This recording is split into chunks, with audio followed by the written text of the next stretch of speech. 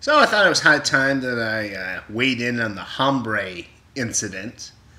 If you don't know what I'm talking about, it's the gorilla that was killed at the Cincinnati Zoo because some kid fell into its enclosure and the gorilla started dragging it around. And the zoo officials thought the best way they could handle the situation was to shoot and kill the gorilla.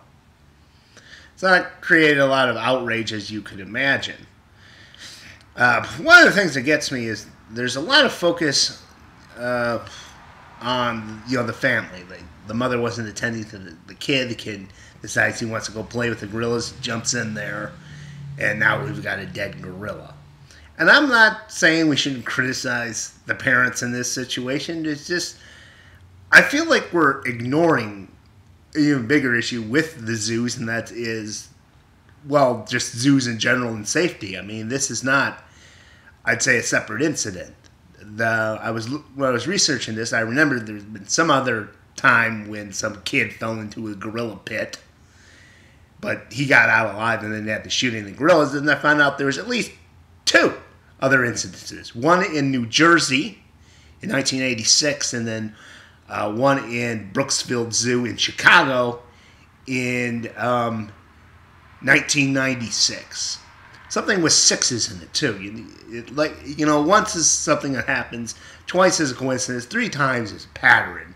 And I think the pattern is kind of clear. It's just these enclosures, they're meant to keep the gorillas from getting out. They put a moat in, and they put a wall up so people can look down on them. But that doesn't stop people from getting in. They're not idiot-proof. And this is another example of that. It's sort of like PETA, they were outraged that, this gorilla got killed, and they said, this is why you shouldn't have zoos to begin with.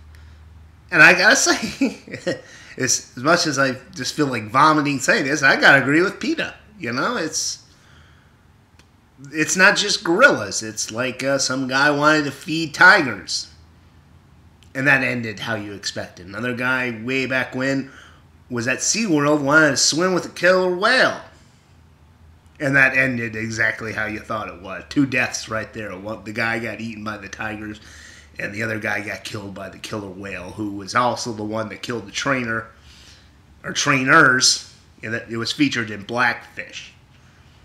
So yeah, I think when you talk about zoos, they need to improve them barriers. Or in 2026, we're going to be talking about some other dumb kid who fell in with the gorillas, and we don't know how that story's going to end. Now, do I think they needed to shoot this gorilla? Well, it's funny because I was looking at these other ones, the one in New Jersey and the one in Chicago. In both of those instances, they said the kids were saved because one of the gorillas was protecting it. Especially the one in Chicago where it was a female gorilla. She picks the kid up and clutches onto him and drags him over to some access door so the zookeepers can pull the kid out. And the one in New Jersey, it's a big gorilla, just like Hamabre, and he's just kind of shooing off the other gorillas.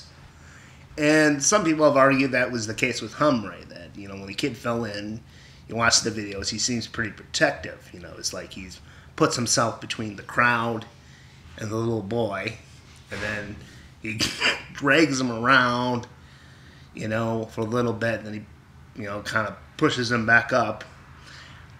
That being said, I don't know. It's not so much that I don't think Hamabre was intentionally trying to beat the kid up or would have killed him. It's just I don't think the gorilla understood its own strength.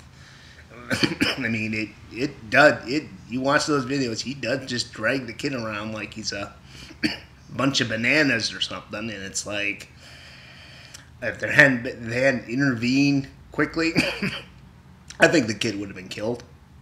Oh, hands down. It's sad, and like I said, what it comes down to is the zoos have got to do more to keep the morons and little stupid kids from getting in those things. And that's all I got to say about that.